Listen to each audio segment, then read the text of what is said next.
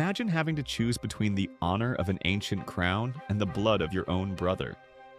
It is a choice few men ever face, yet it is the staggering reality that King Charles III, the reigning monarch of the United Kingdom, has confronted head-on.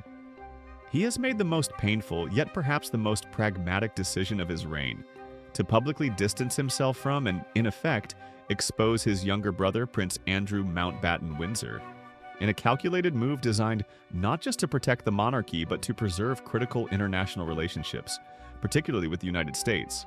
Hello, dear viewers, and welcome back to the channel where we unravel the complex tapestry of royal life and geopolitical strategy. If you appreciate this deep dive into the inner workings of Buckingham Palace, please take a moment to hit that like button and subscribe so you never miss our future analyses. The story we are examining today is not merely about family squabbles. It is a stunning demonstration of statecraft and survival. Charles, barely a year and a half into his tenure as sovereign, has reportedly taken drastic measures to ensure transparency and loyalty, all while preparing for a monumental trip across the Atlantic. This tour, scheduled for the coming months, includes a highly anticipated and diplomatically crucial visit to America, culminating in an appearance at the White House itself. But this trip, this essential affirmation of the special relationship, was hanging by a thread, overshadowed by a single toxic name: Jeffrey Epstein. The monarch's decisive action, effectively condemning his sibling, was necessitated by a profound threat originating not in London, but across the pond. The United States Department of Justice, one of the most powerful legal bodies in the world, has quietly yet significantly opened a separate new investigation related to the late financier Jeffrey Epstein. For those keeping score, the mere mention of Epstein's name sends shivers down the spine of anyone associated with Prince Andrew, Duke of York. The implications of a new, focused DOJ probe are catastrophic for the royal family's reputation, especially if the investigation uncovers further links or evidence that could potentially implicate high-profile figures. This is the ticking clock that King Charles faced. He understood with chilling clarity that the optics of the monarchy arriving on American soil, while a major federal investigation potentially bearing on a senior royal was ongoing, would be nothing short of disastrous. It would jeopardize the entire purpose of the visit, to strengthen Anglo-American ties, not to be mired in scandal and controversy. The difficult decision Charles made, the move to essentially cut Andrew loose entirely and ensure the palace was seen as entirely disassociated from the Duke of York's past, was preemptive. It was an act of anticipatory damage control that speaks volumes about what the palace intelligence apparatus believes is coming next. This crucial insight was revealed during a recent discussion between two highly respected journalists who follow the royal beat with surgical precision. Mark Landler, the London bureau chief for the venerable The New York Times, spoke candidly with royal expert Roya Nika on her podcast, offering a chilling assessment of the situation. Landler suggested that the drama surrounding Prince Andrew is far from over. "I think we will see more," Landler stated unequivocally, suggesting that the public disclosures that have already severely damaged the Duke of York's standing were merely the appetizer. He continued, pointing directly to the king's recent, uncompromising actions. "I actually think that we may see more on Andrew, which may explain why King Charles made the difficult decision to go all the way when he did." To go all the way implies a complete and unambiguous severing of ties, a final removal of any vestiges of royal patronage or protection that Andrew might have still secretly hoped for. It suggests that Charles did not merely react to the existing scandal, he reacted to the anticipated, as yet undisclosed scandal. Landler elaborated on this critical timeline, suggesting that Charles and his senior advisors were acting on intelligence that had not yet reached the public domain. "I think some of that was anticipatory. They probably do worry about things that have yet to be disclosed. What they are, we don't know yet. We will find out eventually. I mean, there's a lot going on in the US." This is the heart of the matter. Buckingham Palace, armed with perhaps privileged information about the scope and direction of the U.S. Department of Justice's new inquiry, realized that waiting for the next damaging headline was no longer an option. The credibility of the crown itself was at stake. If the king were to arrive in Washington, D.C. for a formal state visit, only for the DOJ to drop a bombshell related to his brother days later, the ensuing embarrassment would be immeasurable, potentially causing a major diplomatic rift. The palace strategy, therefore, was one of ruthless pragmatism. Sacrifice the part to save the whole. By ensuring that Prince Andrew is fully marginalized, stripped of his remaining titles, denied access to royal residences like Royal Lodge, and essentially banished from public life.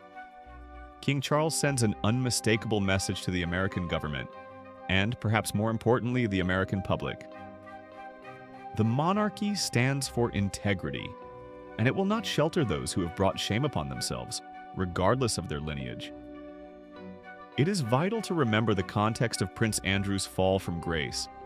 His association with Jeffrey Epstein and Ghislaine Maxwell, combined with the disastrous 2019 BBC Newsnight interview, created a toxic cloud that has refused to dissipate. While Andrew has settled the civil lawsuit brought against him by Virginia Giuffre, the shadow of criminal investigation remains, amplified now by the DOJ's fresh commitment to the Epstein file. The king's decision highlights an agonizing conflict between his personal role as a sibling and his institutional role as the head of state. The former demands loyalty, the latter demands duty and survival. In choosing duty, Charles followed the ancient mantra of the British monarchy: the institution must endure above all else. Queen Elizabeth II was notoriously soft on Andrew, often hoping to find a path back for her favored son. But Charles, facing the modern demands of transparency and accountability, appears to have adopted a far more austere and unforgiving approach. The geopolitical stakes here cannot be overstated. A successful tour to the United States is an imperative for the UK. In the post-Brexit world, the stability of the relationship with Washington is paramount for trade, security, and global influence. Any perceived weakness or moral compromise emanating from the British delegation would be seized upon by critics and rivals alike. The king's visit must be focused on reinforcing the bonds of friendship and addressing serious global challenges, not fielding persistent questions about his brother's alleged ties to a deceased sex offender. Mark Landler's final assessment drove this point home, suggesting that the king and his institutional staff are engaged in a desperate race against time. He warned, "So I'm not sure we've seen the whole drama play out, but yes, there will probably be more. It will be embarrassing, and I think people in institutions like Buckingham Palace are trying to get ahead of it." This phrase, "trying to get ahead of it," is the key to understanding Charles's maneuver. It means that the palace is not just bracing for impact, they are actively shaping the narrative of Andrew's permanent exile before the US judicial system forces their hand. If the DOJ were to release documents or information that further implicates Andrew, Charles needs to be able to point back and say, "We already handled this. This individual has no association with the working monarchy." The implications are far-reaching.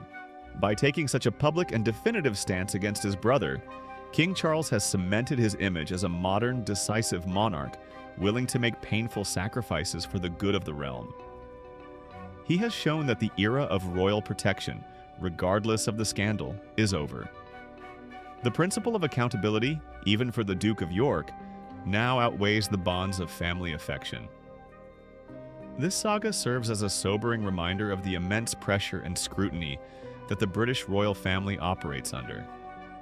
Every personal failing, every poor decision made by a member of the House of Windsor can have ripple effects that reach the highest levels of global diplomacy. For Prince Andrew Mountbatten Windsor, this latest definitive action by his brother seals his fate. His life as a public royal is irrevocably finished. He has been defenestrated from the institution he was born into, not by a foreign power or political rival, but by his own sovereign, the man who inherited the burden of preserving the integrity of the crown. The cost of international relations, it seems, is the exile of a brother. We must now watch closely for developments from the US Department of Justice. The fact that the king felt compelled to act so dramatically suggests that whatever the DOJ is investigating is significant enough to threaten the stability of the crown's foreign policy agenda. The true extent of the damage caused by the Epstein scandal is apparently still unfolding. What are your thoughts on this unprecedented maneuver by King Charles III? Do you believe he made the right choice in prioritizing the monarchy's relationship with the US over familial loyalty? Or do you think there was a less harsh way to handle the situation? Please share your perspectives in the comments section below. Thank you so much for tuning in for this extensive analysis. Your support allows us to continue bringing you these detailed royal updates. If you enjoyed this script, please remember to like this video, subscribe to the channel, and click the notification bell so you don't miss our next report. We appreciate you being part of our community, and we will see you in the next video.